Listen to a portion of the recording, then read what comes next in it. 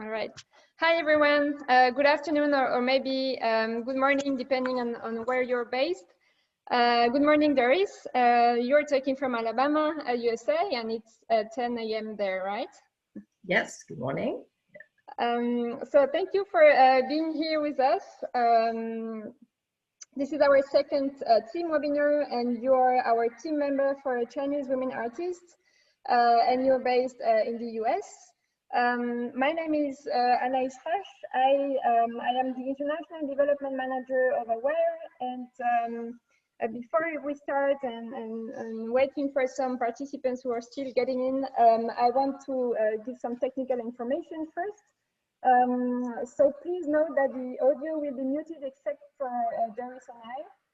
You will, of course, have the opportunity to participate and interact with Doris via text in the Q&A. We expect the webinar to be interactive, so please don't hesitate to ask questions and I will share them with Doris. Please also note that the webinar will be recorded and available on our website in January. So before I give the floor to Doris, let me do a brief introduction of who we are and what a team is about. I guess that if you're here,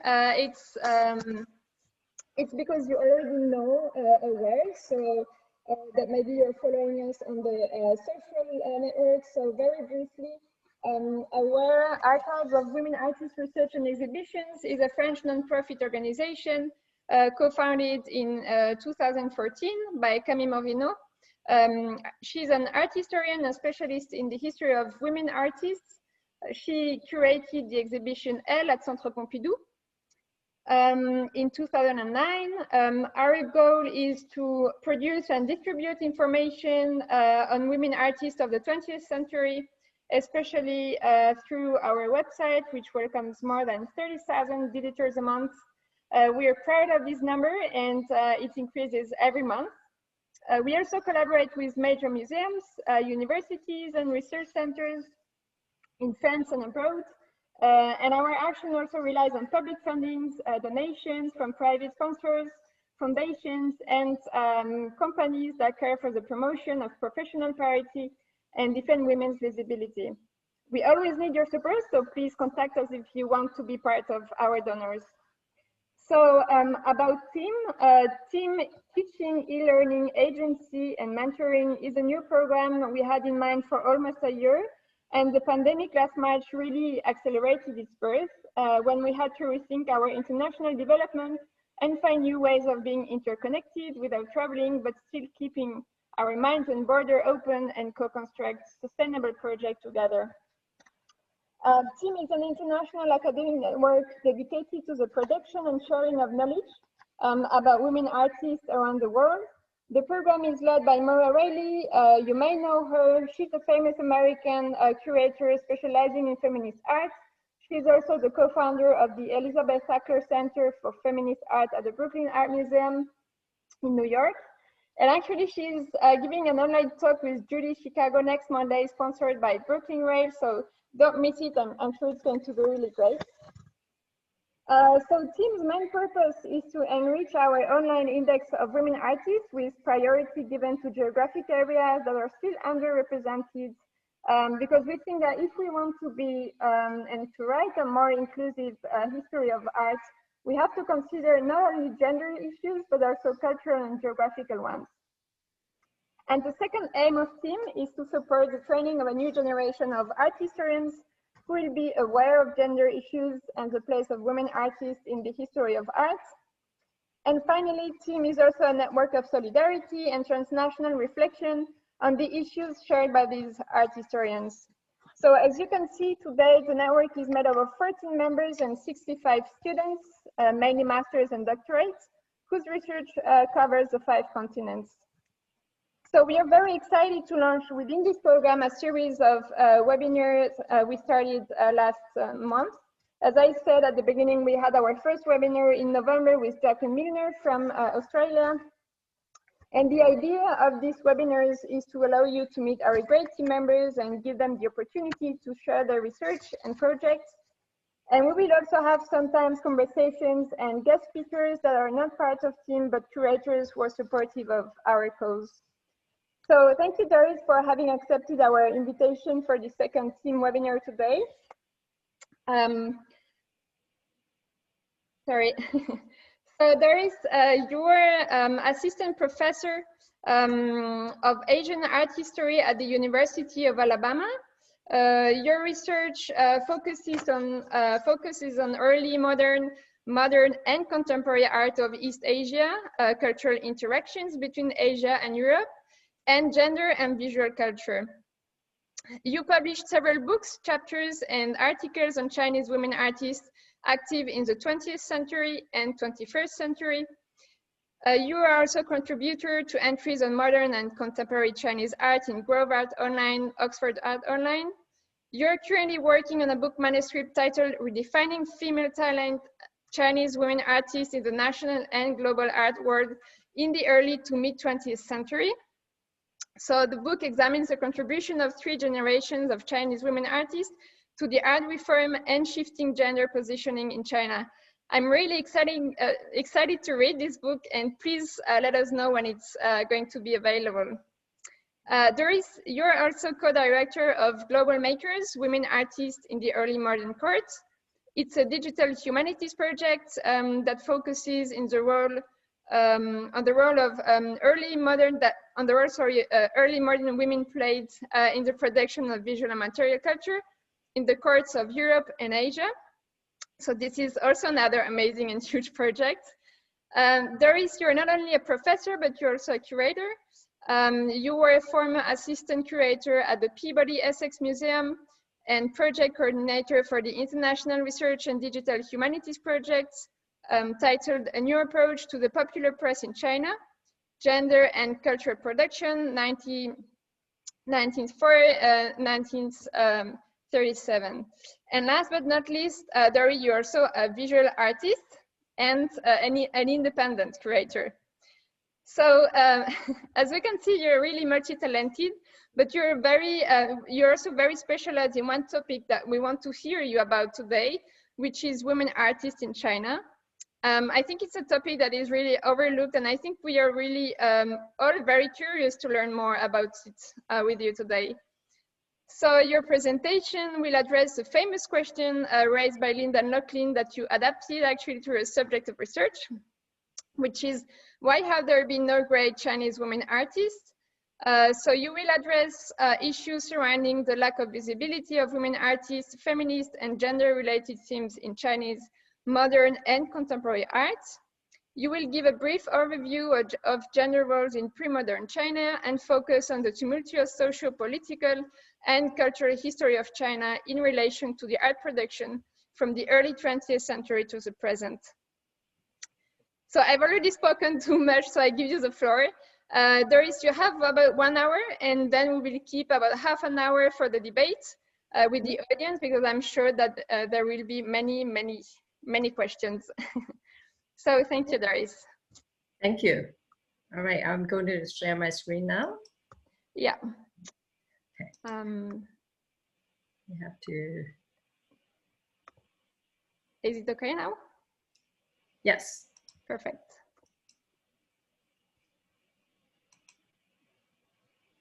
Okay, first of all, I would like to thank you for the very generous introductions and ideas, and also organizing this whole panel. And not only that, but all the works that you put into with the team project. This is, you know, no easy job, because you're organizing a lot of scholars, and the scholars are organizing the students. So it's a huge project, but it's a very important one.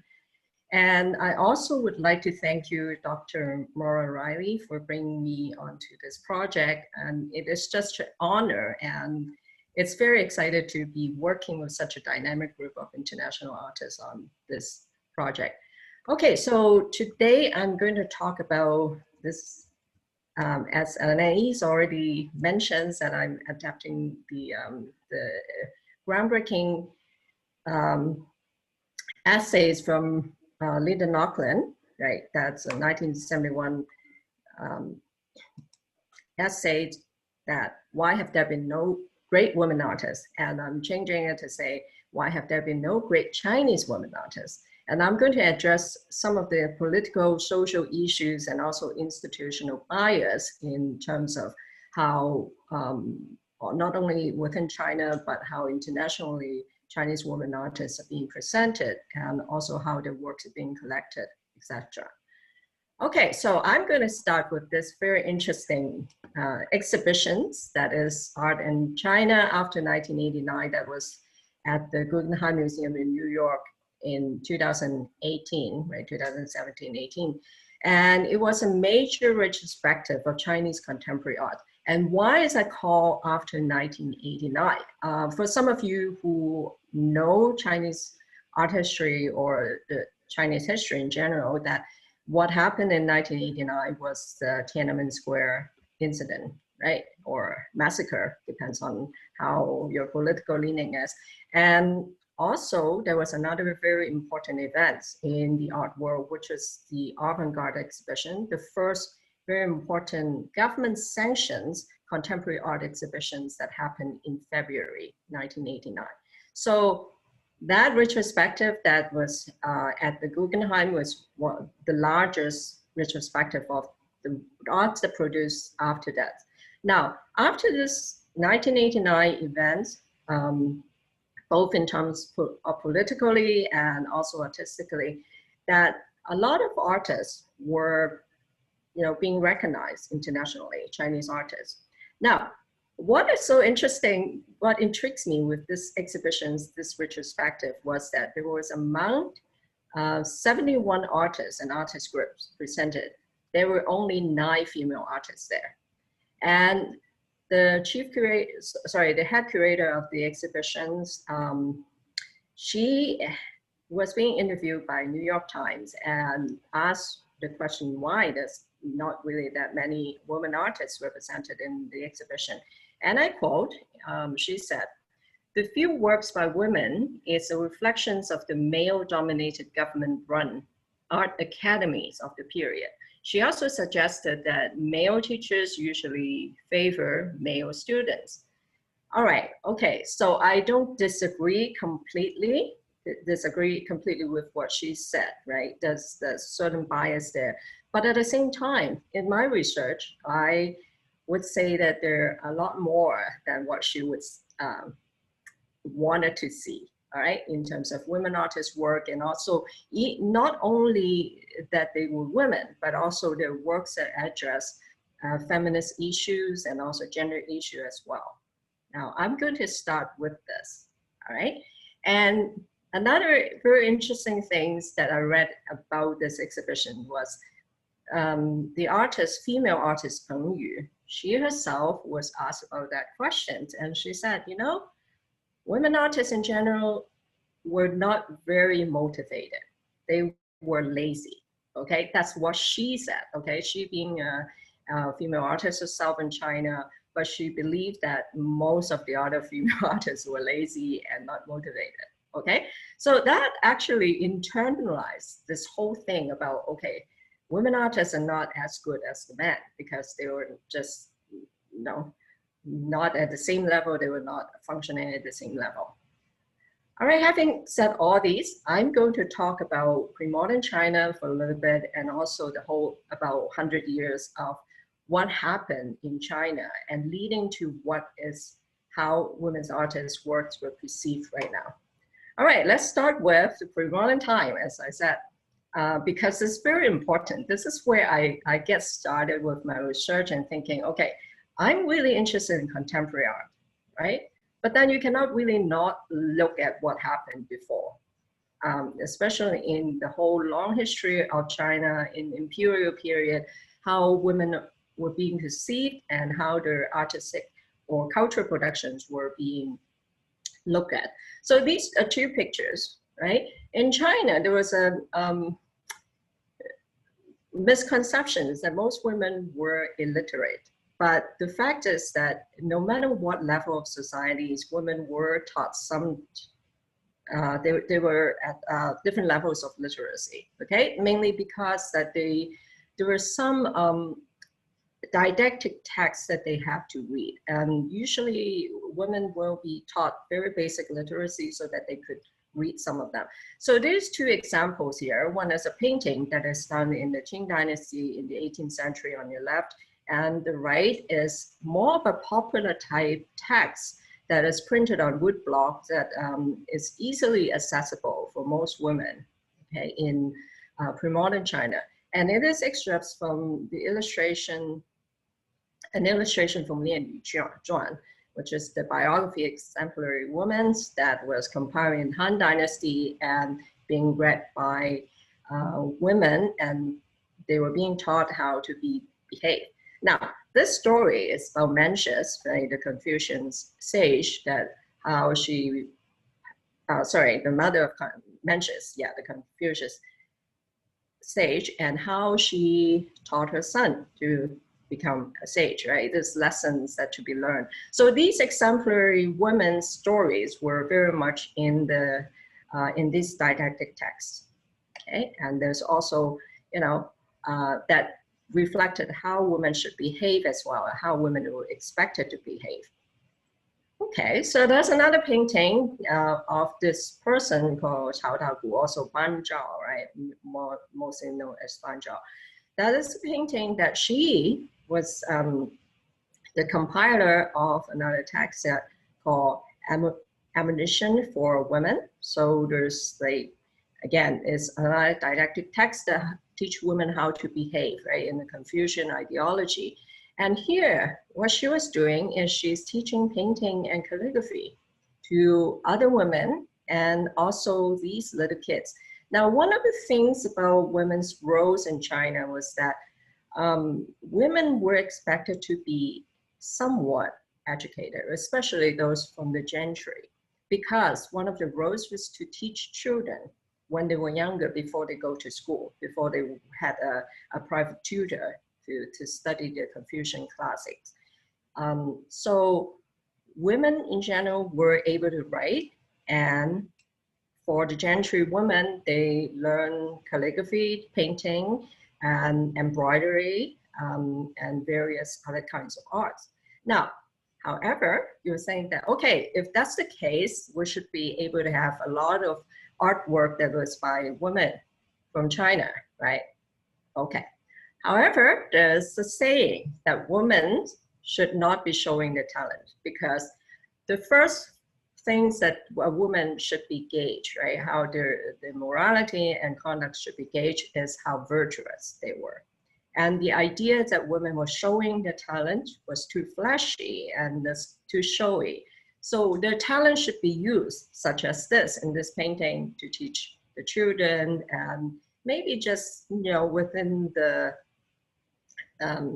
homosocial gatherings, right, with women, that they would be entertaining themselves with painting and writing poetry, etc. But they were not to be shown in public, all right? So this is the idea, that setting the parameters of how women should use their talent. Okay, all right, despite that, there's still a few women artists' works were passed along, right? Most of them were either from the gentries, okay? And in this example, Guan Daosheng, whose husband was actually a famous painter artist, Zhao Mengfu, right? So then there is certain kind of relations there that would make their work pass on to the in the future, and also sometimes collected by the imperial collections as well. So here's Guan Daosheng, and then Wen Shu as well, one of the main artists, that means dynasty artists, who's from the gentry. And again, with her husband and father and her great-great uncle, Wen Zhengmin, she already has that literary lineage. So therefore, her works were able to pass on as well.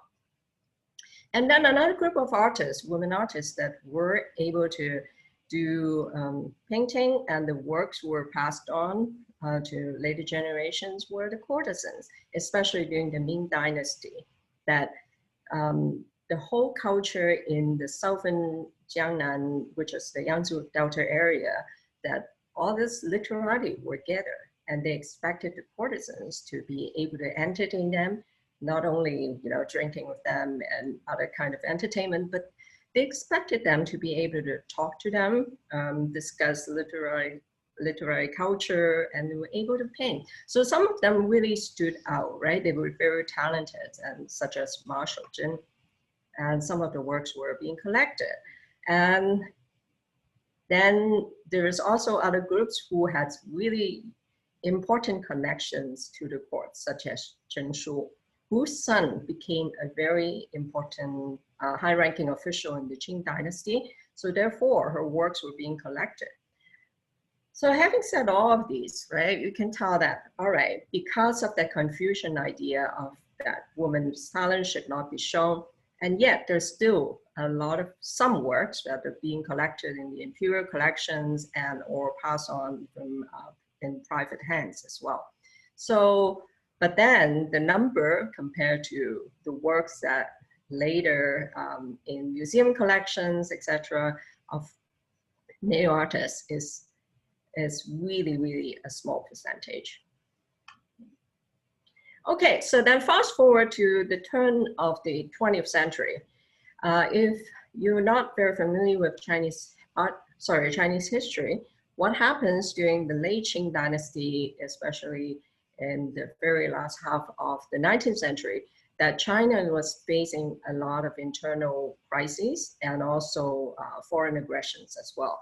So by the end of this 19th century, there's some reformers, they proposed that, okay, we're going to reform, right? Such as the 100 Days Reform, and again, it became a doomed one. In the end, it was not successful. And with Empress Dowager Cixi, right, the de facto ruler at the time, she was really opposed to it. And later on, she was forced to be in exile, right, because of foreign invasion. And then she came back and said, okay, we needed to have this reform. But it came a little too late, right? Too little too late.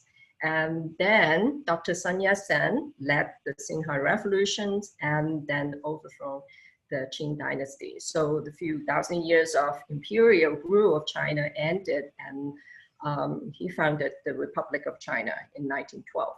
Now, during this time, this whole late 19th century and early 20th century, the reformers, for example, Liang Qichao is one that's very important reformers, and thinking about this woman's question, we call it the woman's question, what women should learn and how they should contribute to society. One of the things that Liang Qichao is saying, right, in order to have this characteristical break with the past, he said that women in the past was quite useless. They were doing poetry, but then the poetry was just about the wind and the moon, and there's nothing really concrete about that. And he completely ignored the domestic contributions and also sometimes even financial contributions of women in the past. And also, of course, he completely disparaged the whole cultural productions of women in pre-modern China in order to say that, okay, we have to reform, right? So that categorical break from the past is how he could get people to say, okay, now we need to rethink what women should do. Now, during this time, although he was putting down women's poetry, but art was not really in his purview, and say that that's not a very good thing to do, because there was some practicality, okay? Art could be sold, right? And also, a lot of the reformers at the time were thinking that art really suit women's temperament, okay? And it could be changed into arts and craft, and arts and craft could be sold. So therefore, the whole new public education for women that was sanctioned in 1907, a great part of it was about learning handicrafts, okay? For women of all generations, all social status, right? If you came from a poor family, you could still go to school and learn something at the vocational school, like weaving and all kinds of stuff. Not that women were not already doing that, right? Because handicrafts were mostly household productions that were sold to help household income sometimes. But it was more organized, and also they were providing other kind of schoolings for these students as well. And then what about the more elite women then? Okay, here's a very interesting example. Madam Wu Xingfen, right? That is, she spoke no English or any kind of foreign language. She was of the last generation of, we call the Guizhou, the gentry women, women of the of higher social status, right? So she was a very accomplished artist already by the late 19th century. In the early 20th century, some of his male agents were promoting his work and also published her works in some bilingual albums in Shanghai. Not only that, her works were sold at charity auctions at the American Red Cross in Shanghai, and also her works were shown at some international expo. So what happened there now, okay? What did women do, right? How did they come to participate in all these? Now, one of the things that my thesis in my work is that they're changing the idea of female talents, right? Repurposing that idea of female talents. Now that female talent should be public, it was no longer that just do it at home and not being shown. But also there's another very important point with the cultural nationalism, okay? Because China was participating in a lot of the expos, right? Trying to compete with the rest of the world and say that, okay, Chinese culture is as vibrant and important as other culture.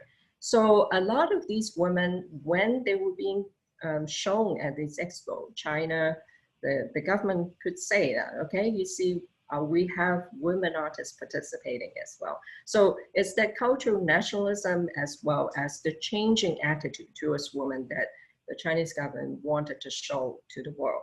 Now, I'm not just saying that this is all about nationalism, but these artists were also, you know, they were more conscious about gender issue, right? When these reformers were raising these questions, right? What women should do, and also the public education for the younger generations of women really was raising awareness of how women could contribute to society as well. So what were the works like, right? So like Wu Xingfen, her works were quite, in many sense, very traditional, still in a more traditional way.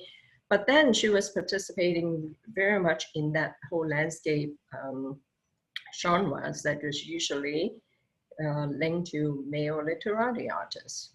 Okay, so she has the whole, another book that was published in 1926, that all her works were about the famous places in China. And I love that they would also use the name paintress as well, which is, again, was used in the early 20th century in China, which is very interesting as well. We don't even use that word now, right? Paintress. So it's very conscious about that gender issue. And in Chinese, the title of the work is the great artist, women artist Wu Xingfen, right, in modern China. Okay, another one that I wanted to bring as an example was Jin Taotao. I've done extensive research on this artist who was quite obscure in many ways. She has a very famous son and a famous brother, okay, older brother, but her own works were not really being talked about in academia. And who she was that she was very interesting. She came from a very wealthy silk merchant family in southern China, in the Jiangnan area. And she went to London for a year or so with her brothers. And at that time, they were very popular that they just travel and study, right? They didn't really have a very formal type of education.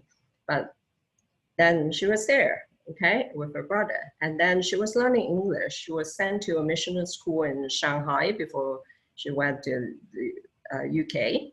And so she could speak English. She also later on written an article about Chinese women in English as well. So if you look at her, right, this is a disconnect somewhat, right? Look at this young woman here dressed in more traditional clothing and using a brush painting a fan.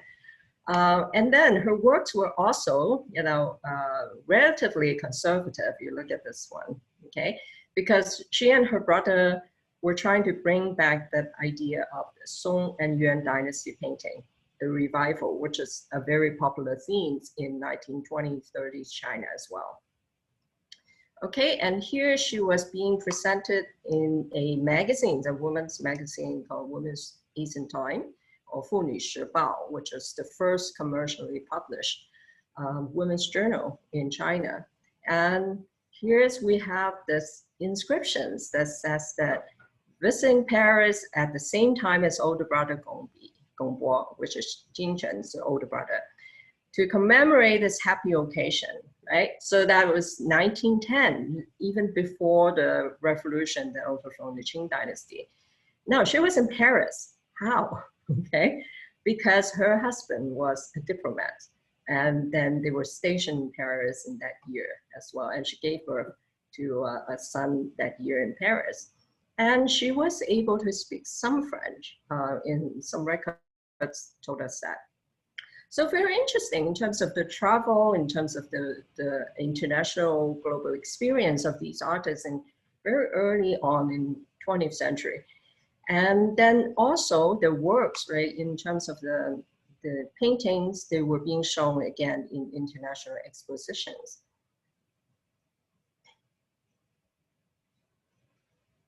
Okay, so this is just another cover of another women's magazines that was published in 1910s, there, 1915 in this one, that they were promoting women's artistic productions.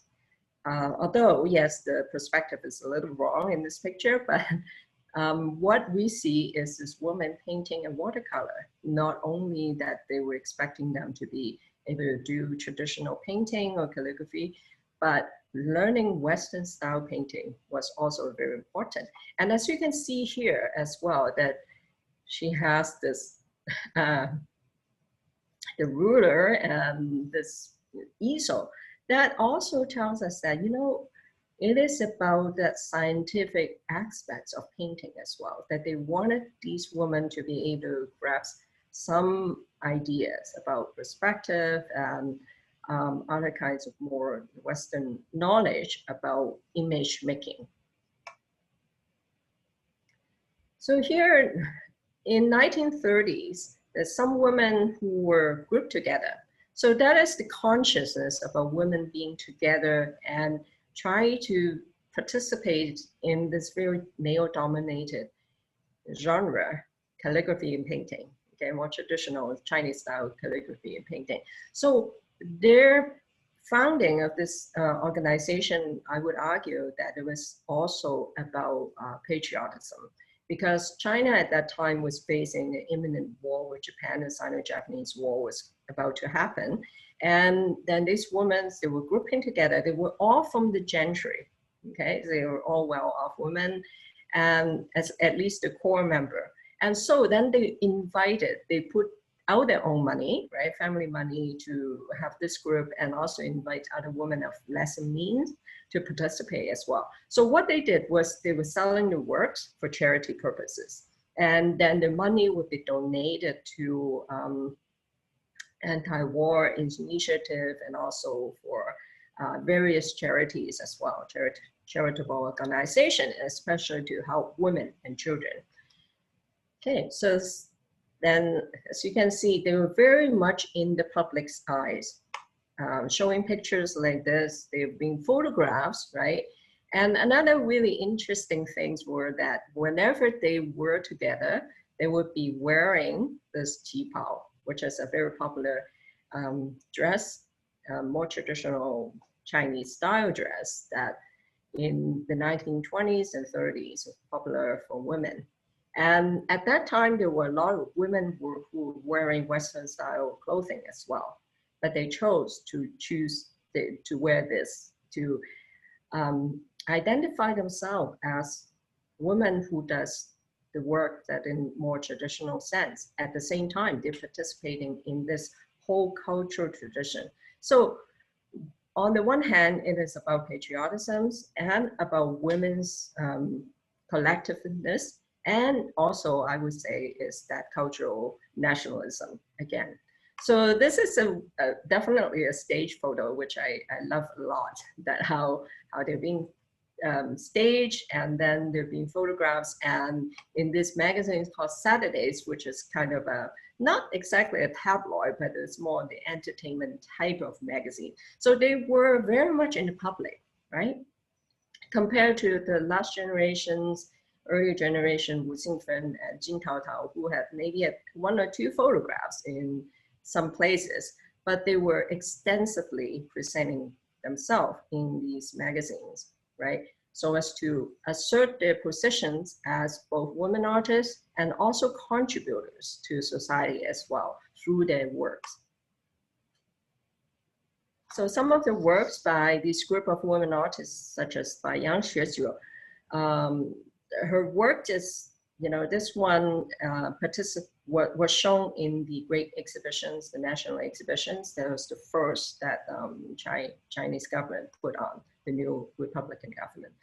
So this is, she depicted the Great Wall of China, which is again a symbolism that was only begin to become this national symbols of China at the time. So she really adopted it and also presenting it in more traditional landscape way. They also published the catalogs in the thread-bound format as well, which is again very interesting. The idea of bringing that traditions into their work and also asserting that they were participants in this whole lineage, right, as women. Okay, so about Western style paintings were also encouraged as well, as I said earlier. So some artists were in Japan. They learned their crafts in Japan. They learned Western style painting in Japan, such as Violet Guanzilan. And she also was very much in the popular culture as well, into popular culture, presenting herself in these very popular magazines as well. And some artists were sent to France, okay, such as the one at Lyon, the Institut Franco-Chinois. That was the school that the Chinese government set up in Lyon for students who came into China to work a little bit, they study, they learn the language, and then they will be dispersed to different higher education institutions around in different places in France. And I went to the municipal library at Lyon and saw that there's a whole archive of these students' work there. Now, among them, as you can see in these pictures, there are a few artists, okay, such as Fang Junbi and also Pan Yuliang as well, the two that I'm going to focus on talking about. Fang Junbi, who came from a really quite well-connected family, and then eventually she was in France and she was learning arts from the L'École des Beaux-Arts, and she graduated. And then she went back to China, and then later on in her later life, she immigrated to Switzerland and died there as well. So as you can see that women were, you know, very much participating in this whole idea of asserting their gender identity as well through their art, as well as being a full participant in this whole reform in Chinese art at the time. So here she is pictured in the style of clothing, 1920s Paris fashions at these exhibitions in Paris in 1945. And this is the artist that I am most interested in my research was Pan Yuliang, and she also has the French name, Pan Yuliang, right? So she was born in 1895, right? Compared to Fang Junbi, she really came from a very humble beginning. She was orphaned in a very young age, and then she was sold to a brothel. Now, these days, people were debating whether she was actually a prostitute or she was just working there. Nevertheless, I don't think it's the important issue there. The fact was that she was coming from a very, very poor situation, right? And then eventually she married a custom official, Pan Zhanhua, and moved to Shanghai. And then she was also illiterate, not knowing too much and maybe read a few words here and there. But then she was taught by Pan Zhanhua how to write. And then she even, right, later on learned painting. And then because there was that program that Chinese government put out, she was so determined that she was learning French while she was in China. And then eventually got to this Institut Franco-Chinois. And then she was studying at the École des Beaux-Arts and later in Rome. And then she was back in China, working for about 10 years, and then returned to Paris and stayed in Paris for her rest of her 40 years of her life. Now, she never got really well known in France. She was kind of known in China, but then the whole political situation just changed, and then eventually she was not, she's completely forgotten in China until 1980. Someone wrote I would call biographical fictions about her, and then she was back in the limelight. So her works, as you can see, that she was very daring, painting nudes, and then also later on, she was in Paris and being very destitute. Her works didn't sell. So she was also playing up that kind of self-orientalized images as well. So her stories were fascinating in terms of how not only in the 1930s that there was a group of women who were participating as much as men in terms of how they reformed Chinese art, but also how her stories later on was being forgotten, and for good reasons as well. When I come to the time that 1950s, we'll talk about this. All right, but some of her works were quite interesting, but they were never sold. And then in the end, about 4,000 works were being stored at the Chinese embassy basement of the Chinese embassy in Paris. And in the 1980s, they were repatriated to China and then was shown at the Anhui Provincial Museum. So as you can see, she was participated in some exhibition at the Musée Janusky, and then some of her works were collected there as well, also by the city of Paris. But then her works were never really sold, so she died poor and with a lot of illness as well. Okay, so what happens then when it came to 1949, when the People's Republic of China founded and China became a socialist country? With the works being changed, right? The kind of artistic productions being expected in a different ways with socialist realism, and Mao said that the work should be for the masses, right? So it should reflect the glorious achievements of the socialist society here. So the kind of works all of a sudden change, right? There's no more modernist experimentations or any kind of things that is not about the working public or the glorifications of the people who work so hard for this society. So women at the same time, right, being presented and also expected to be able to participate in as much as men, okay? So they were expected to do the same type of job as men, such as presented in this poster, right, that she is climbing up high to fix the cable, etc. And then here you have a woman who's fixing the cable poles as well. So they're being presented and also expected to have the same type of tenacity as men and also ability.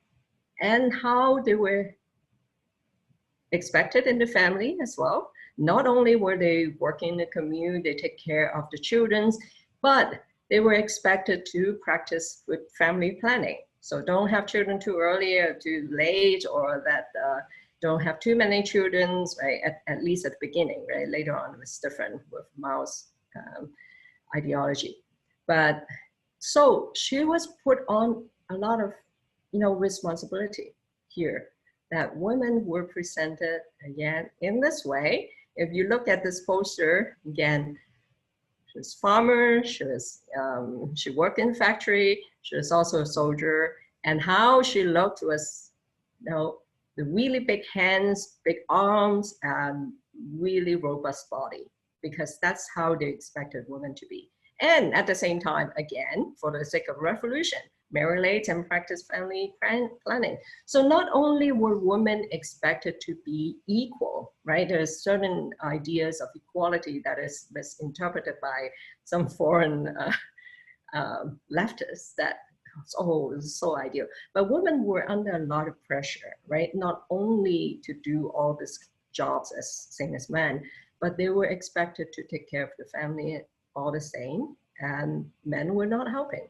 Men were not expected to be, active participants in these as well. So this whole idea of artistic productions. So what women did, right? What was women artists painting, such as Li Qiujun, who was a gentlewoman of the members of the Calligraphy and Painting Society in the 1930s. So then, when the regime changed, she was well respected. But what kind of work was she doing now?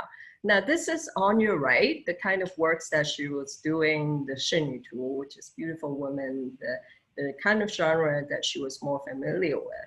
And then in the 1950s, she started painting factory workers, female workers.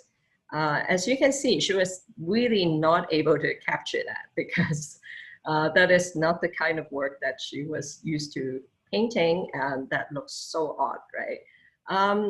So then there's a few women artists who were being known, such as Xiang Yan, right? She was painting this work that rarely would women's artists' work being made into these kind of popular poster, except this is one of the rare examples, Xiang Yan's work called Kao Kao Mama, or Quizzing Mama.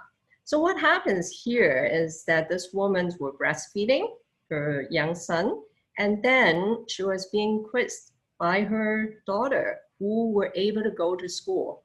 So then, as this painting tells us, there's another categorical break with the past, that the socialist regime, once again, put women in this, the women of the past, as being illiterate, being ignorant. They didn't have the means to an education, etc. At least, well, in this case, it's from the peasant family situation. But it was completely ignored, right? All the achievements, I would think, that from the early Republican periods were being erased at the same time. So one of the few women artists who were known at the time was Wen Bao, and she's still alive and active in China. So picturing women, and also women painting women from the lens of this great society of the socialist regimes, was really the theme that we are dealing with during this period, the Mao period. But at the same time, women, along with a lot of male artists, their works were not being recognized individually, mainly because they were working under this group that they were expected to work for the government and produce certain works. And so it's not about the individual as well. Yes, and yet we know some male artists and women artists' works were not being recognized as much again. And this is a research area that needs a lot of, still need a lot of work. And I know that a few colleagues were working on this, right, in the field. Okay, so what happens in 19 66 and to 76 was the Cultural Revolution. For those of you who already know what it is really a political movement that in the end, within that 10 years, China was in chaos and people were not going to school and people were not being educated, and this university were closed, and the Red Guards, being the young people, being influenced, and they would sometimes denounce their parents, and intellectuals, people who were deemed having foreign connections, etc., or previously being the literati or landowners, they're being condemned and sometimes killed, and a lot of them committed suicide. So it was a very chaotic period in China. So death of Mao ended that in 1976. And by a few years later, Deng Xiaoping initiated that economic reform. So right after that, what happened was that artists were thinking about the traumas that they were facing as either they were Red Guards, where maybe they were teenagers, were being young, but then they were reflecting on this trauma, right? What happens? So there was a whole literature genres called Shanghen, right? The scar literature, and also in painting as well. And then the kind of arts became more realisms, and they were called the humanisms at that time, right? After the whole glorifications of the socialist regime, now we're back to glorification, back to praising the people who really put in the work, like farmers. So it's such as in this example by Luo Zhongli. This is not a female artist, by the way, but I'm just citing some example from that time, what kind of work. All that is the kind of very cool reflections, right? So artists were starting also to learn from, or once again, learn from Western example. Or that some of the experimental art, such as this one, the history of Chinese painting, and the history of modern Western art, wash in machine, right? Reflecting the time that what artists were learning, okay? Or works like that. Okay, so this is the exhibitions that I mentioned earlier in February 1989. That was the first sanctioned large-scale contemporary art exhibition in China that was being held in the National Art Museum in China in Beijing. And that was on the opening day. As you can see, the logo here, it says no return. They did not want to return back to where things were. They wanted to move forward, right? And so in the exhibitions, there is this installation called Dialogue. And it's by this female artist, Xiao Lu. And formerly, it was also attributed to Tang Shong, her boyfriend at the time, who also claimed the authorship of the work. And later on, she said, you know what, he really was not the maker of this work. And so now we say the work is for her. But what she did was also a performance, okay? She shot into this installation. So what happened? And of course, the police immediately came and said, this is an anti-government act, and closed down the exhibitions. And then it was open again for a day or two, and then it was closed down again. So this is, again, women artists have this, you know, they did something, they're trying to claim their positions, and at the same time, right, as the example goes, so that boyfriends were claiming authorship of the work.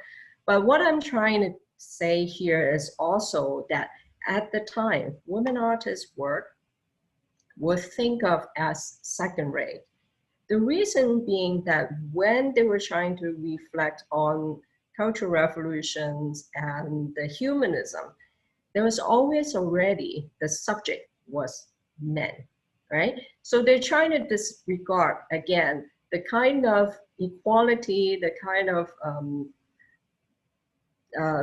gender roles that the socialist, high socialist regime is putting in, right? So then they were disregarding women artists or also gender issue. So that was the kind of work that they would say, okay, it's not that important, that we shouldn't be talking about these.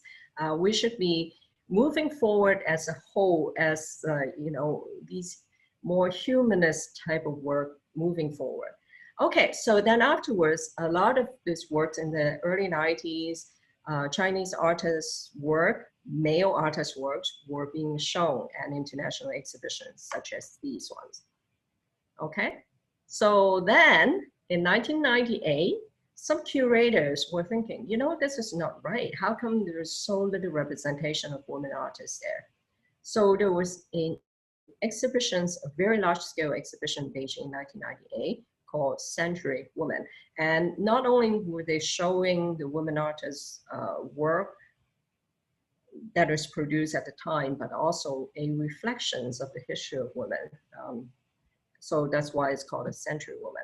Unfortunately, there was a drawback of that exhibition. Now I will tell you why. Okay, lead curator Jia Fangzhou, he's a very well-respected curator, and I also met with him before, and he's just a very, very important person. I truly respect him. But he has a really interesting idea of women's art. He said in the catalog that women's art is concerned with personal feelings, but nothing beyond the private world of the artist. And then women's art expresses personal feelings intuitively and rarely in a rational manner. And then women's art lacks interest in broader themes of politics, history, and philosophy. Now, again, he was pigeonholing women artists into this world that, okay, they only know how to do embroidery, and you know, all the works were emotional, you know, all the things that were so biased against women artists. And it wouldn't be surprised when I interview a lot of these artists, they actually were very, very hesitant, at least, you know, about 10 years ago when I started my project, that they did not even want to be associated with that label, women artists. Okay, they just say that, okay, I'm first of all an artist, and I'm Chinese, right? I don't want to be associated with that idea. And with Jia Fangzhou's, you know, how he thought of women art, I would not be surprised. But there is one group of artists, four of them, that they set up the Siren Art Studio, and they're really promoting the gender consciousness in their work. And they were not using the term feminist because it was not really in their consciousness yet, but they were very much doing works about the women who were facing all this women coming from the countryside, working in the factories, in the cities, etc. All the experience that was being had in the society of China at the time. Right? Such as in this one as well, that they were in a very small apartment and they could only lean on each other in terms of those coming from this countryside into the city. And then Trace Yuwen, one of the youngest of the group, that she later on did a video that is a hidden camera in a ladies' room, and then talk about the sex trade in China at the time, which is illegal, but at the same time, that's how women make the money. A lot of them, especially coming from the countryside to the city, that's how they were able to make a living. So, and pregnancy as well, with Feng Jiali later on did this whole series about her pregnancy, and then Xing Danwen. So all kinds of mediums they were using. Now this is a very interesting work that was called Born with the Cultural Revolutions, that is all the Mao picture. Now Xing Danwen was also she is also a photographer who documented a lot of the early performances that was happening in China. And then she was not giving credits. A lot of the male artists who made it really famous in the international art world, but she was with them all the way and took pictures, but she was completely discredited. And then later on, she published books that with all the pictures in them. Okay, so artists at that time also were thinking about, you know, what if the Long March, which is a very important event in the Communist Revolution in China, So they said, what if the Long March had been a woman's right by this artist, Lei Yan? So she put on male leaders' faces and then changed them into women, right? It is a kind of a very literal kind of depiction, but at the same time, she was commenting on the whole communist revolution as well, that a lot of the contribution by women were being ignored. And then Zhang Xin's work about heroines in China, right? So she made this sculpture out of ice of this revolutionary heroine, and then now being melted away and made into bottled waters. So all this was being commercialized, right, in the ways that this kind of past history was now being branded into this nostalgic commercialism. That's what she was talking about. And Yu Hong, reflecting on her role as woman growing up during the Cultural Revolution as well. So I know I'm coming to a little bit of a time crunch, so I'm going to go through the work a little quicker. All right, but I just wanted to show you that it's definitely more than 9 artists that could be shown in that exhibitions, right? So women's were Chen Lingyang's work addressing menstruations and also in the formats that represent women in the past, right? Pre-modern women. And He Chenyao performances that the artists were also using this medium, the performance. So this work is in 2002, and He Chenyao was among the work of a German artist, H.H. Scholl at the time, that is being allowed to install at the section of Great Wall. And then all of a sudden she just decided, you know what, I'm going to take off my shirt. And there was a lot of cultural connotations there. Some people were criticizing her for being profiteering because the German artist worked there and she just wanted to be photographed. But later on, I interviewed her and she said it was a lot deeper than that. There was a lot of cultural connotations that are associated with the Great War and also her own personal experience growing up during the Cultural Revolutions, and that she was born out of wedlock. Her mother was unmarried, and so she was being looked down upon all the time. And then her mother, in the end, suffered mental illness. So this is her reenactment. She's trying to, it's almost like a catharsis that she's trying to re-experience her mother being forced to have these kind of acupuncture treatments to treat her mental illness. So then she fainted at one point. This is like almost like a Pieta image. And then she also did quite a few performances about her experience of this collective broadcast exercise that everyone had to do. So she taped herself, right, on the sticky side out, and then with every move, it's getting harder and harder, right, symbolizing how difficult it is to live in that society.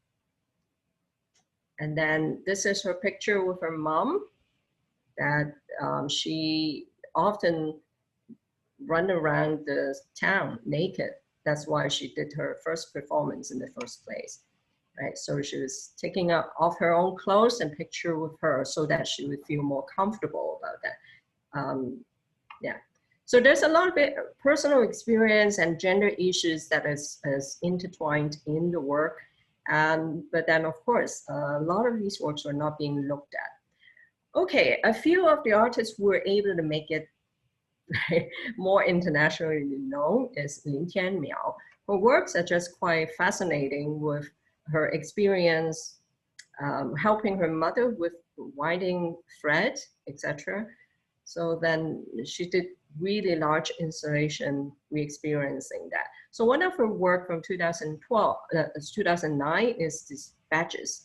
So she was embroidered with these badges of how women were being called, right, and different names in popular cultures, or And she said most of them was degrading terms for women. And that is very much in the popular culture, on the internet as well. So she wanted to address that. And then another internationally well-known women artist from China is Yin Xiuzhen.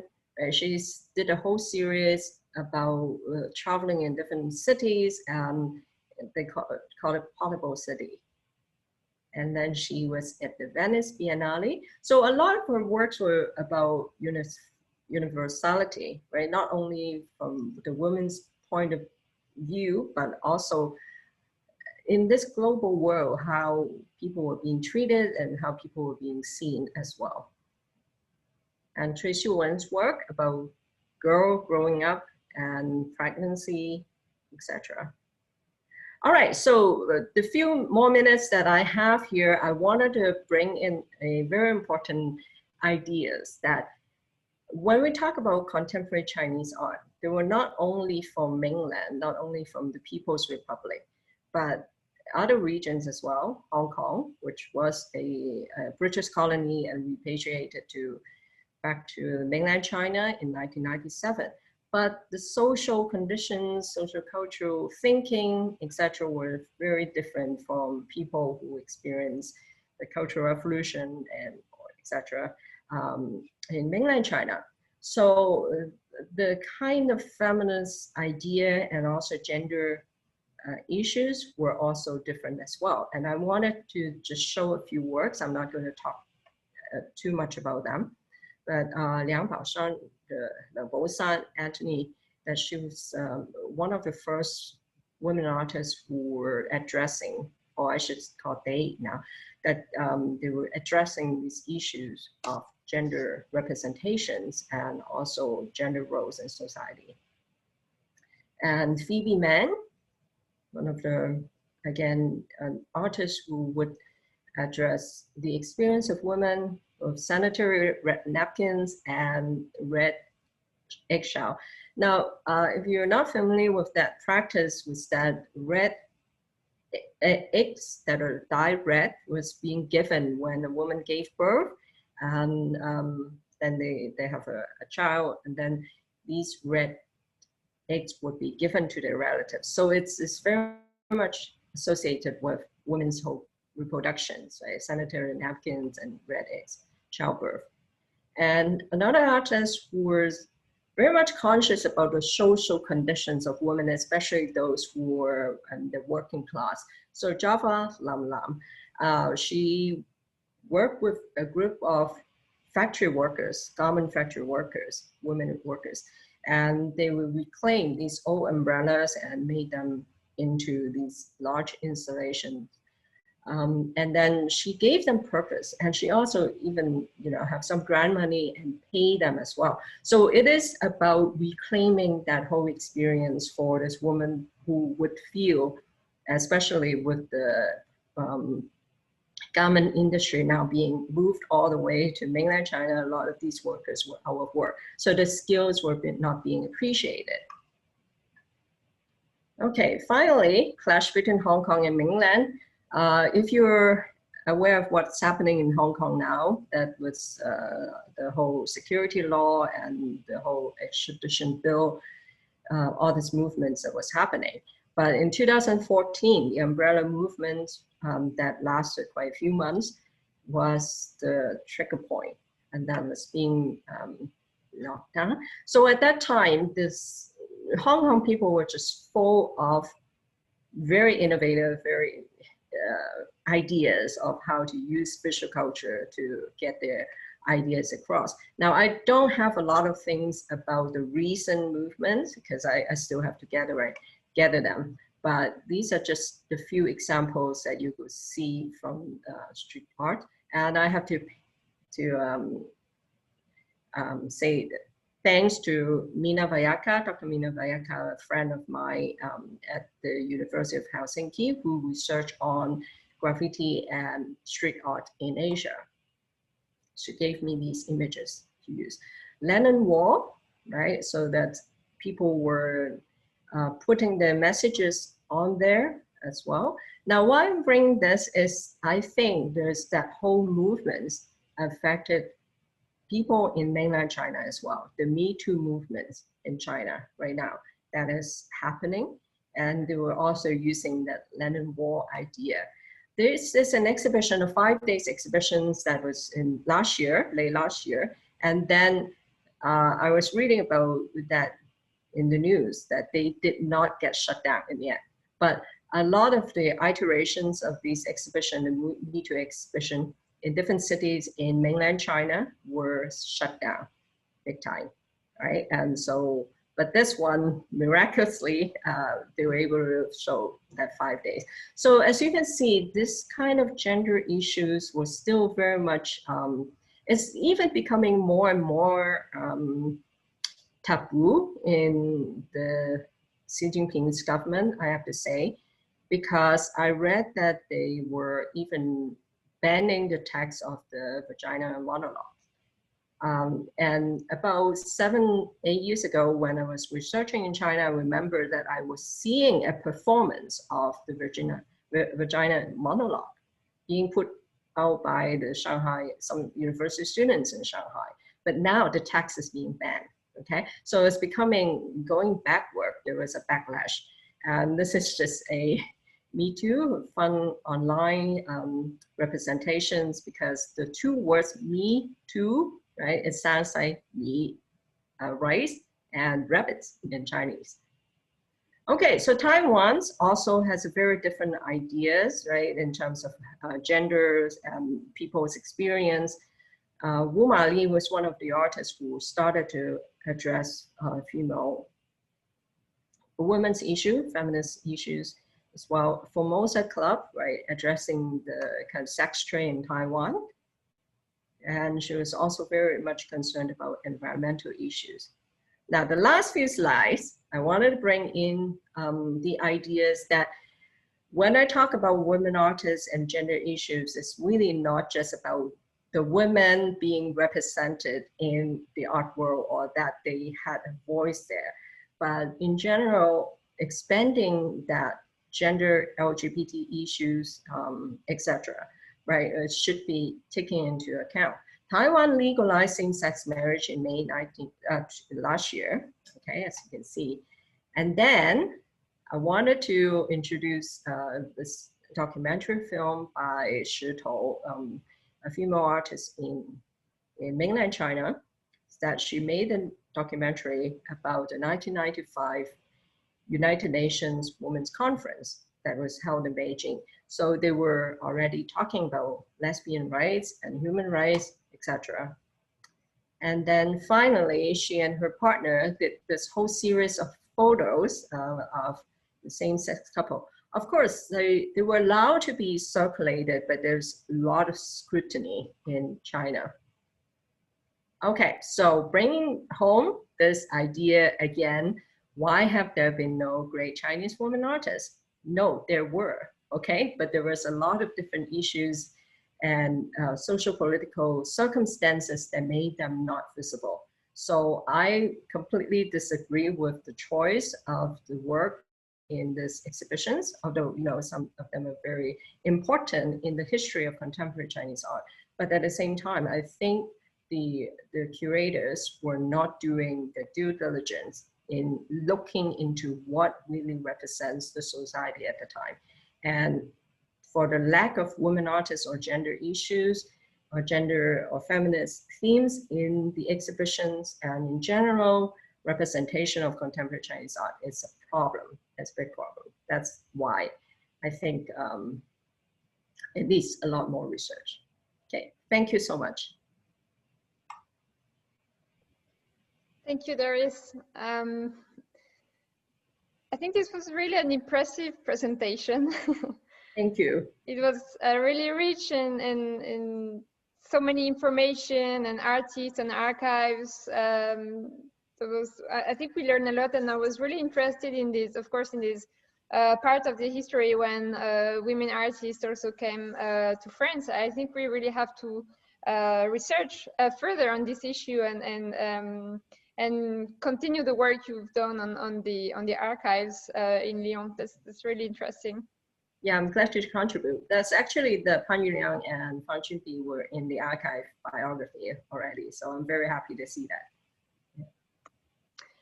I have some questions, but I think that the audience already have questions. So I don't know if you can read them. Katy Lipwell is here with us today, and she says, thank you for a very wide overview of the 20th and 21st century women artists from China. Have you traced the emergence post-1989 of women artists via international biennials in and out of China? That's our first question. And the second question is, and the rise of feminist discourse, perhaps via a few art critics like Liao Wen. Sorry, thank you. Thank you so much for the questions and also bringing up Liao Wen. Yes, I was not intentional not to bring her up, but yeah, just too much information. No, I have not traced the emergence of women artists in international biennales because actually, my main research right now with my books is more on early 20th century, but there will be a project that I will be interested in. Yeah, so if you have more information and if you would like to collaborate on that, that would be great as well. So yes, in terms of women artists' participations, they were not greatly participating. Okay, so Yin Xiujun was one of the example. Again, she was one of the 9 women artists who were being represented in the Guggenheim show as well. So it's, you know, very telling of what's happening there. But yeah, that will be a good project to look at. All right, Yin Chen. Yeah, thank you for the questions. Okay. So I can would you like to read that? Yeah, sure. So many high-profile women artists are also the spouse of male artists. Do you think the identity is a minus or plus to women artists, and how does it push or hinder their artistic creation? Yeah, that's a very interesting question because there's just so many power couple, right, so-called, in the art world in China. Now, it's very interesting. I remember reading that there was even a couple exhibitions that they were selling that idea that these artistic couples, they're being shown, you know, at a specific exhibition. So from what I know, right, when I interview these artists, they try not to mention their husband, right? I intentionally not to ask them, but if they bring up, I will add a few things, you know, ask a few things about that. But usually they were hesitant about that, right? Mainly that they're very conscious about that they don't want to use it as a step for themselves, although a lot of them were very capable and successful on their own right. Yeah, I can't really say whether it's minus or plus. I'm sure that there is some advantage in the art world. It's all about connections, right? And I don't think that they would hinder the artistic creations that much. But then again, everyone is different. For Yu Hong, for example, the works is so similar to her husband's Liu Xiaodong. I don't think it's because they influence each other per se, but that's how they were trained as well, right? The trainings is very similar, and so then her works actually departed from the ultra realistic style of Liu Xiaodong, I would say, her recent work. Yeah. Thanks for the question, and thanks for being here. Okay. We have another question from Julia Hartman. So I'm reading her text. So, dear Doris, thank you so much for this very interesting talk. I was wondering why you think Chinese women artists are opposed to be labeled like feminist artists, and if you think there are feminist Chinese artists nevertheless.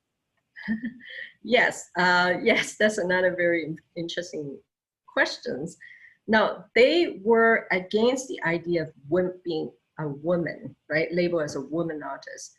They did not really oppose to the idea of feminist artists, especially now that there's a lot more consciousness. When I started the project, right, about 10 years ago, that the idea of feminism, right, when it's translated into Chinese, is slightly different from the connotations was very different. So Sasha Wellen, who's recently published a book in 2018 called Experimental Beijing, she addressed that issue of how the notions of feminism were being translated in Chinese and how it's being used. So I do think that they are feminist artists, and from the work that they do, you know, I have no problem calling them, but then at the same time, with the kind of connotations that are associated with women's work, they are very hesitant.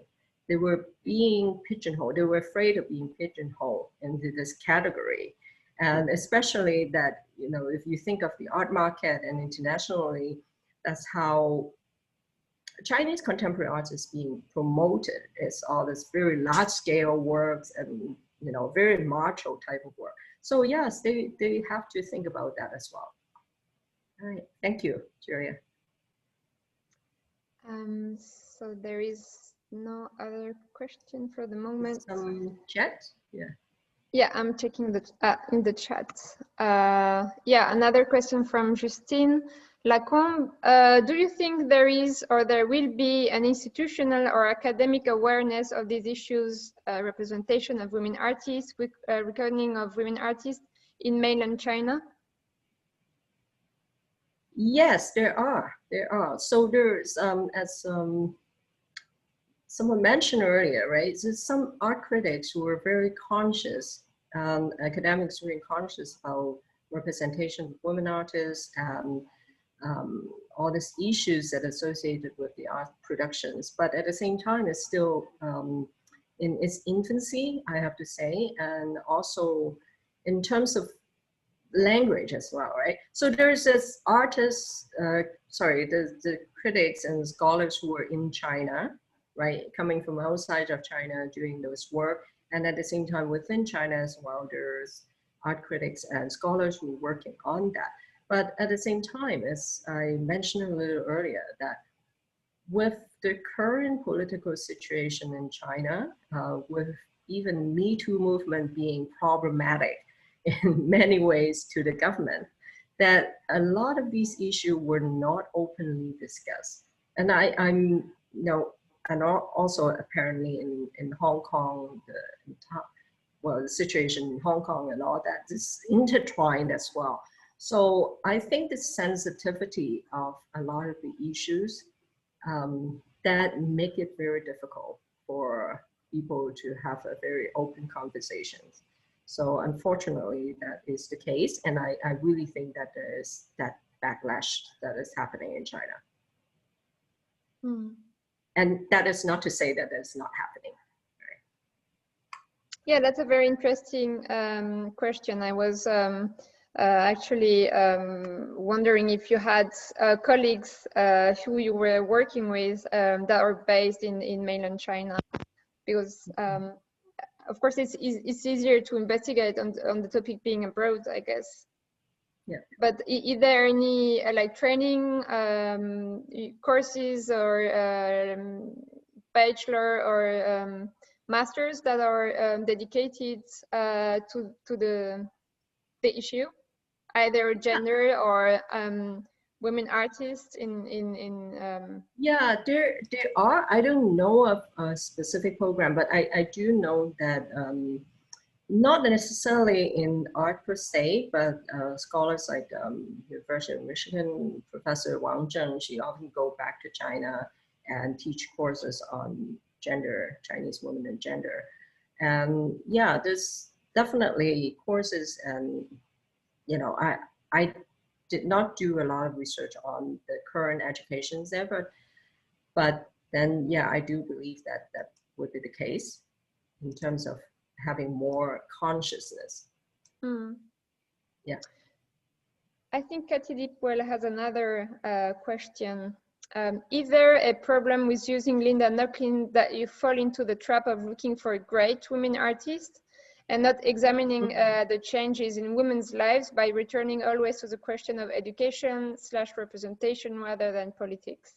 Okay, yes, that is an interesting question, and I have to admit that it was just more of a starting point of what I wanted to say. No, I'm not saying that I'm not looking for great women artists. And as I said in my whole presentations, right, there's a lot more than what we can see right now. If you're not really researching into the whole art scene, it is very difficult to find those artists, right? So that is the problem. Education representations, yes, is definitely very important, and they cannot be steered away from politics. And I think in terms of, in the case of mainland China, and even in Hong Kong right now, that the situation was not, you know, if you're talking about representation and education, they're highly associated with the politics of the place, right? And so, no, that's, no, I'm not just looking for great artists, but also in terms of politics, it's still associated. And I'm not ignoring those very important questions of education and representation, for sure.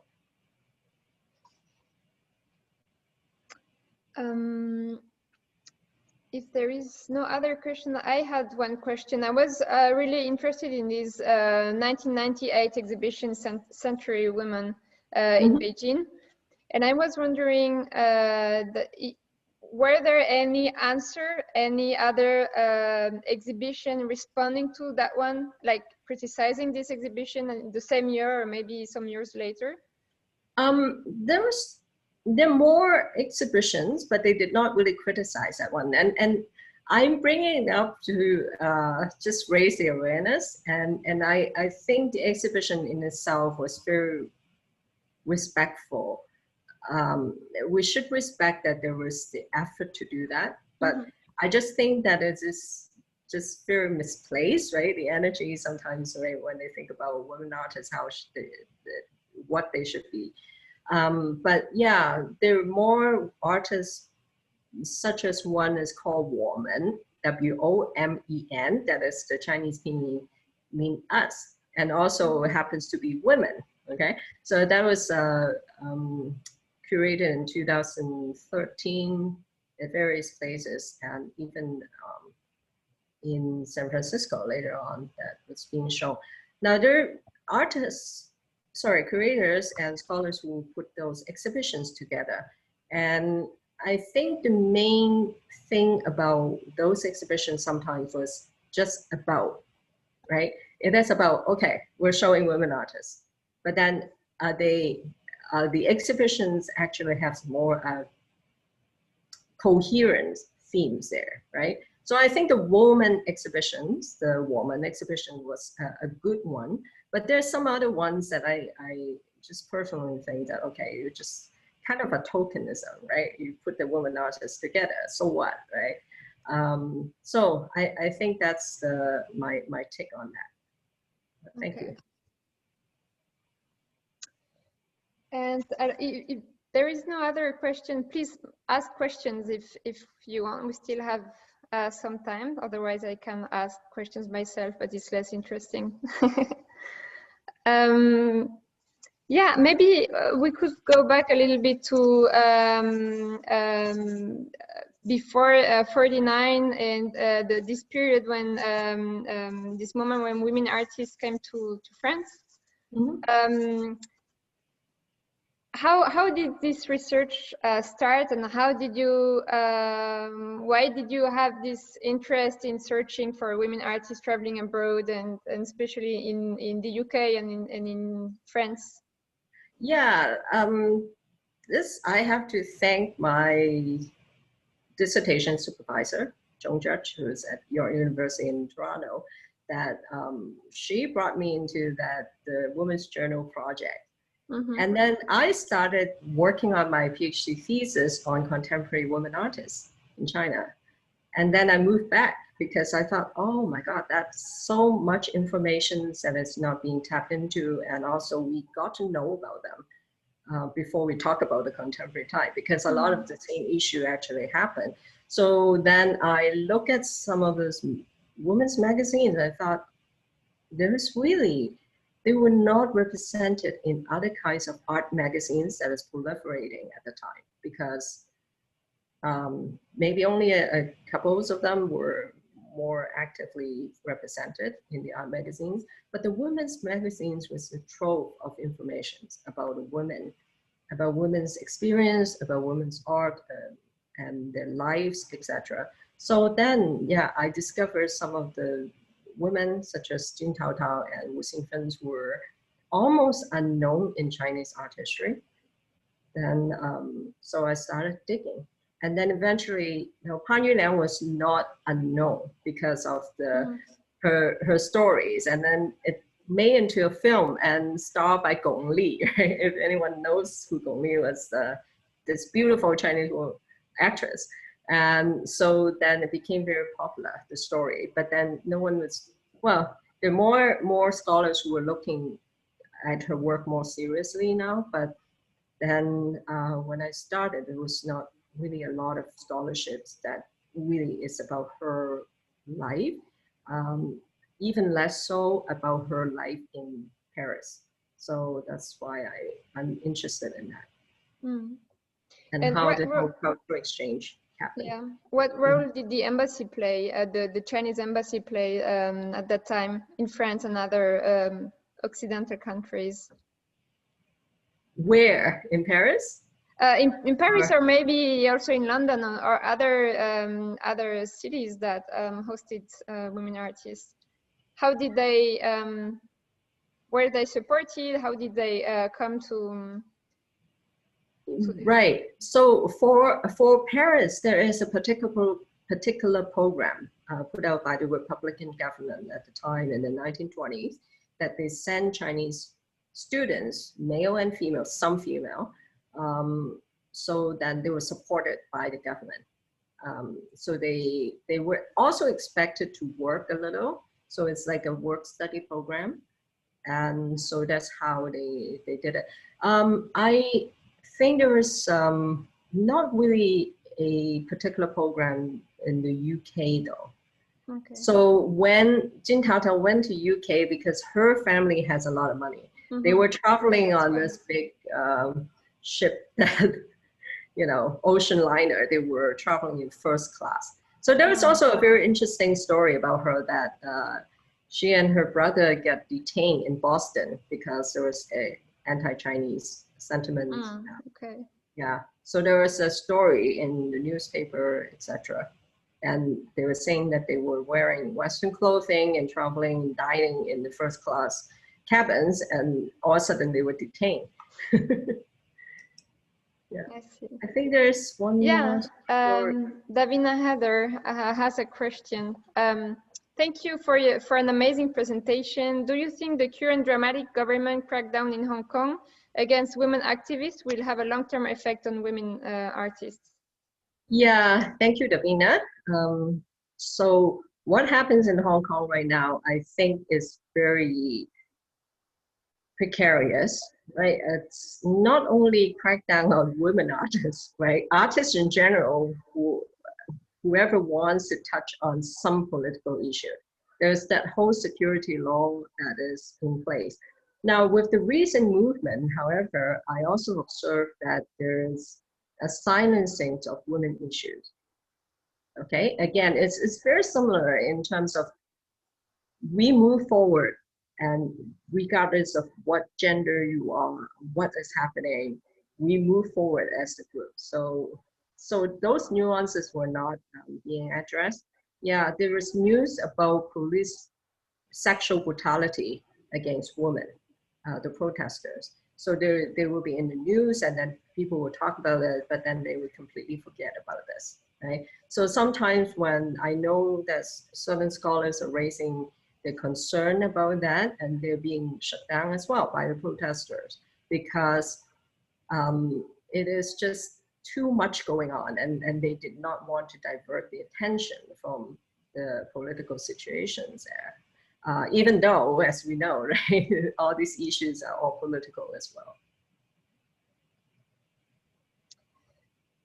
And maybe we can talk a little bit about mediums that were are used by women artists, because you talked a lot about performance. Do you feel that it was an important medium for women artists to reclaim their identity and being identified as such and recognized on the art scene in China? Reclaim their, I'm sorry, like reclaiming their identity? Yeah, and gaining more visibility while choosing performance as a medium rather than another medium. Right, that is an interesting observation, because performances, they are being staged and then people will be selling the photographs of that, right? Like a lot of the male artists, Zhang Huan, Ma Liuming, and they got really well known and they made a lot of money. So the performances is a very tricky one, right? It's like He Chengyao, in the end, she was supported by a lot of foundations, right? So she never really sold her work, right, per se. So it is a difficult mediums to deal with, right? Unless you really have the first waves of the performances in early 2000, when these great, well, these men artists, right, male artists, in great number, that's what I meant to say, that they were doing performances, the underground performances, and so they're being photographed by Xingdan and then sold the photographs, right? So those were intriguing in the international market, because they has that political force that is so appealing to the market. But now I think that has become more commonplace, right? If a woman artist were doing performance, they're trying to sell the works, it might not work.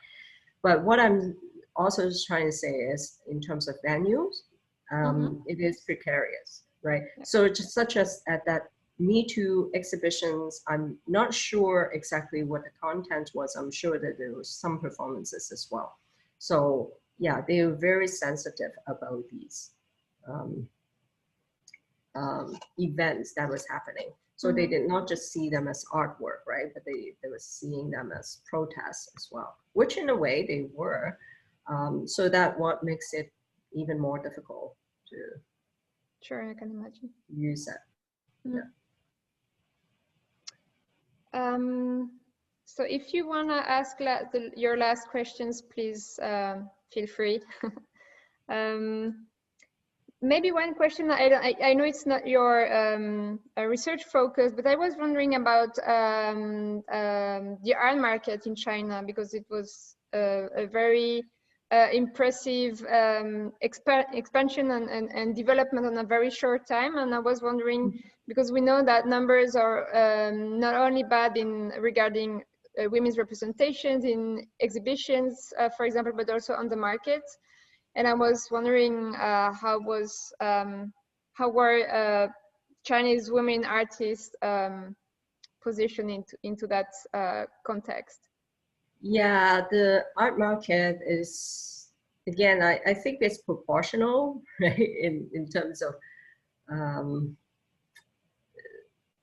how they're being represented. So the Guggenheim exhibition, I think it's a very good indication of how women artists were being received in the art market to be sold as well. So from what I can see in international auctions of contemporary Chinese art, that, yeah, women artists' works were not, like, the proportions of it is very small. So that's yeah, that's all I can say. As you said, I'm not really focusing on that, but it is but then it is a very important indication as well. Sure. Yeah. Okay. I don't see any other questions, so maybe we can conclude. Do you want to say a few more words, Doris? Or yeah, I'd just like to thank everyone for participating and all your great questions. And again, this is by no means exhaustive, right? The examples and the ideas that I put forward, this is just a really large research area that I think it needs a lot more work altogether, you know, with all the scholars in the field. So I hope you get a little bit out of it. And again, I don't know everything. And if you have any comments and ideas or that you don't agree with any of the points, I really welcome your opinions and comments. And once again, Anais, I really appreciate you organizing this and all the works that you put into the webinar, and also for the larger project of Aware as well. So thank you. Yeah. Thank you, Doris. Thank you very much. I think it was a really rich conversation, and we really learned a lot. And as you said, there is still a lot to search and to learn about Chinese women artists. Maybe, I don't know if you would like, we can also share some resources or some articles to those who would be interested in going further in their reflection upon the topic, or maybe if some ask for your contact, I can share yeah, and put you in touch. Yeah, but if I can recommend one book, right, that I mentioned, Shasha Welland's Experimental Beijing. If you're interested in the current research, a very up-to-date research of Chinese women artist representation. She also coming from an anthropologist's point of view as well. So it's much deeper than just talking about art, right? But women's experience at the time in 2000 to forward, right, in that few years. So yeah, okay, but I welcome if anyone want to contact me for other information. Perfect. And Okay. also, I wanted to thank you, Doris, of course, and also thank the audience for assisting and participating to the talk. And so please stay tuned. We will soon communicate on our next webinar guest in January. And of course, we will upload this video on our website by January also. So thank you, Doris, and have a good day, and maybe for the other one, have a good evening, depending also on where you're listening and watching us from. Okay, thank you so much. Thank you again, everyone. Thank you, Doris. Take care. Thank you. Bye. Bye.